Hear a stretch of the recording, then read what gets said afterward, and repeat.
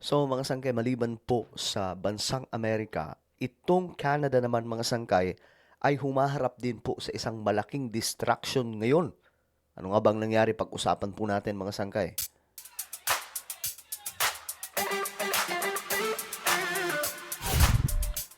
Yo guys, magandang oras po sa inyong lahat. This is me, I'm back for another vlog today. Um, Dire-diretso po tayo no, sa mga hindi pa po dyan nakakapag-subscribe sa ating YouTube channel. Kung gusto nyo po lagi kayong updated sa mga vlog po natin, katulad po nito, makikita nyo po yung subscribe button sa baba ng video na to. I-click nyo po ngayon yung subscribe, i-click nyo po yung bell at i-click nyo po yung all. Sa mga nanonood po sa Facebook, i-follow nyo po yung ating Facebook page. Okay, this is very alarming, no? Itong nangyayari ngayon sa ibang mga bansa like Canada, mga sangkay. May mga kababayan nga po tayo doon na nakakakuha po ng mga video regarding po sa mga nangyayari doon, mga sangkay. So, mga nakaraang araw, Amerika, pero ang kasabay po talaga ng US ay itong Canada. Eto mga sangkay, tingnan po ninyo. Mao ni update karon sa among lugar diri sa Canada mga lagan. Alas 9 na sa gabi pero galandag pagyapon ang palibot kay tungod sa kabaga sa snow nga puro puti na tanan. So yan po yung update ng ating kababayan doon sa Canada. Yung tinatawag mga sangkay na monster snowstorm. Nagaganap po ngayon sa kanilang bansa. So hindi lamang po ito mga sangkay sa Amerika, Russia at iba pang mga bansa, kundi maging itong Canada hindi po nakaligtas. Ito pa mga sangkay, ito nakakatakot tingnan.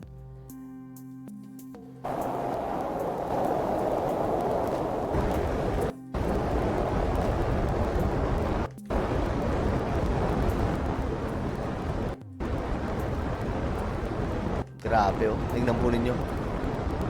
So ganyan po siya mga sangkay, nakakatakot kung titingnan po natin.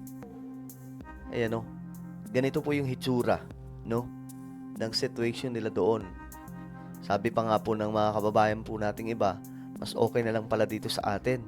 Kasi yung baha, humuhupa po kaagad. Ito, napakatagal na ito mga sangkay. Ito, snowstorm, doon po ito sa Canada. Tingnan po ninyo yung nangyayari.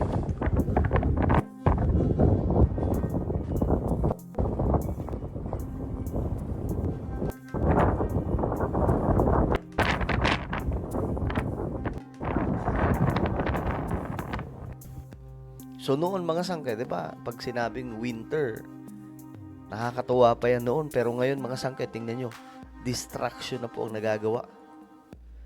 O ito pa mga sangkay, tingnan po ninyo, sa Canada din po ito. Grabe oh, sa Toronto.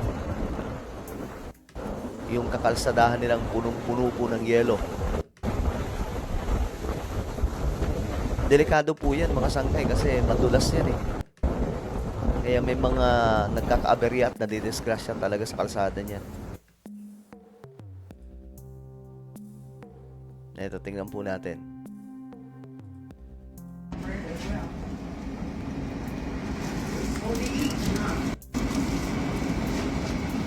Grabe.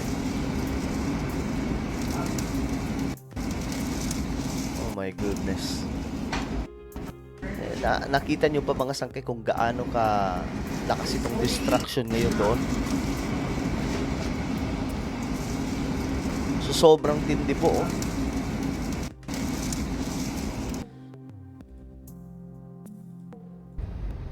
Ito sa kalsada Rough din. go at it here on I-75 between Cincinnati and Dayton. Some real deep pockets of snow on the highway here. The heaviest snow band is setting up pretty much right over Dayton. Widespread double-digit snowfall totals likely. Grabe, no? So ito po yung situation ngayon both sa Amerika at sa Canada. At eto mga sangkay, may update po tayo tungkol dyan. Sa Ontario, matapos ang snowstorm na tumama sa probinsya linggo, ramdam pa rin ang epekto nito Lunes, kung saan nagkaroon ng malawakang delays at cancellation sa Toronto International Airport matapos ang record-breaking snowfall. May report si Teresa Redula. It's more of, oh my God, ba't ngayon pa nangyari? Kung kailan pabalik tayo. Kasi we used to see this or experience this, right, in Winnipeg. Pero yung magta-travel back home ka, you're expecting that you will Grabe, tingnan nyo. be able to work the next day sa office or sa bahay, and then all of a sudden I have to message my boss, sorry, I can't make it. Halos walang tulog daw si Maricel Bulawit katatawag sa kanyang airline para mag-rebook ng flight. Matapos Grabe. kanselahin ng kanya'y sana'y biyahe linggo ng gabi mula Toronto pauwing Winnipeg. Mhm. Ito matapos ang record-breaking snowstorm sa Ontario buong araw ng linggo. Nauunawaan man daw ng mga biyahero ang kanselasyon ng flight. Hindi pa rin daw naging madali ang paghahanap ng susunod na flight.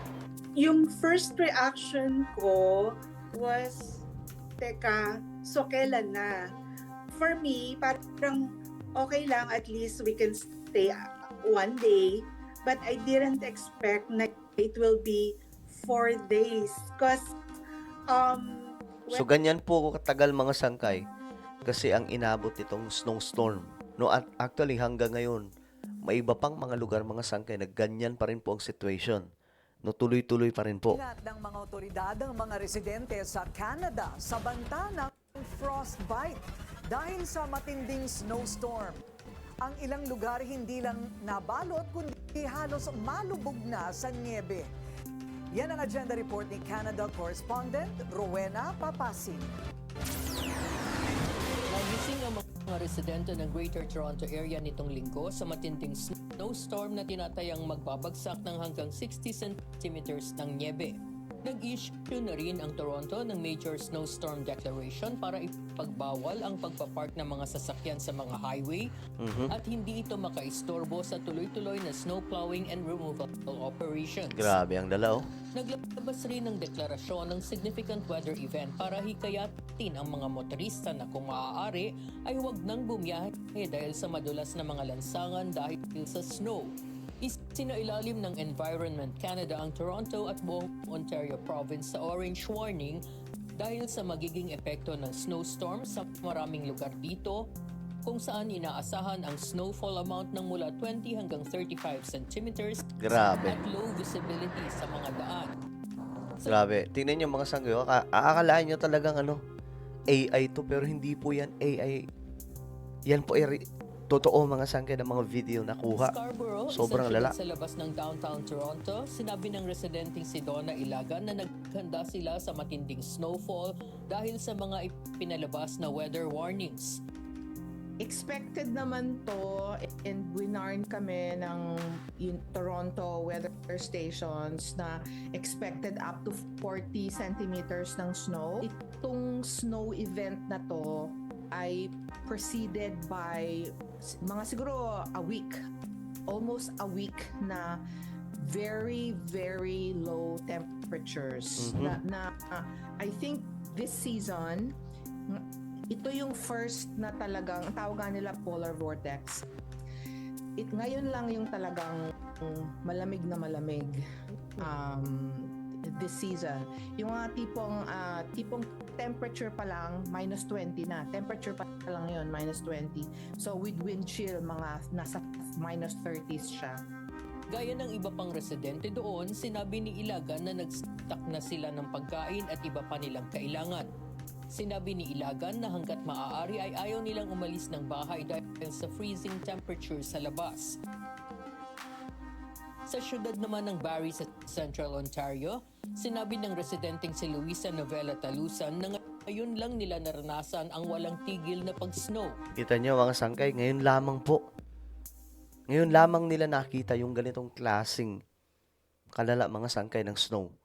More than a week na na tuloy-tuloy. Grabe, Minsan, no? hindi snow, yung tawag dito, wet snow actually. Parang sobrang hindi naman ganito nangyayari na Di ba? sunod-sunod, araw-araw, walang humpay, walang pugnat. Hindi ganun eh. Ayon kay Talusan, dahil sa malimit na snow sa kanilang lugar, umaabot minsan ng hanggang bewang ang taas nito kaya mahirap anyang magmaneho. Bukod sa poor visibility, nahaharangan din ng mataas na snowbanks ang view nila ng mga dumadaang sasakyan sa kalye. Tulad ni Ilagan, nag-stock na rin ng kanilang pangangailangan sina Talusan. ginagawa namin, So, ito mga sangkay yung talagang grabing, tingnan nyo, oh. Akala nyo AI yan. Hindi po yan AI. Tingnan nyo mga sangkay, oh. Zero visibility na, oh. Napapasin, Billionaire News Channel. Nakakala nyong AI yan, mga sangkay, pero hindi po. Mala sci-fi movie itong ating nawi-witness ngayon sa ating mundo. Nadulot po nitong grabing pagbagsak ng snow. May kasama pa po siyang hangin, mga sangkay. So, ito po yung nangyayari ngayon sa ibang mga bansa. At actually, ang matunog ngayon sa Amerika, pero marami pa pong mga bansa talaga ang nakakaranas na ito, like Russia, itong Canada, and some other countries, mga sangkay, na grabe po yung winter sa kanila ngayon. Hindi na po nakakatuwa ito na nangyayari ngayon sa ating mundo. Well, ano po ang inyong opinion? Comment down below. Meron po tayong YouTube channel. Ito po ay Sangkay Revelation. Hanapin nyo po ito sa YouTube. Ngayon din, kapag nakita nyo na, i-click nyo po yung subscribe, i-click ang bell, at i-click nyo po yung all. Ako na po ay magpapaalam. Mag-iingat pong lahat. God bless everyone.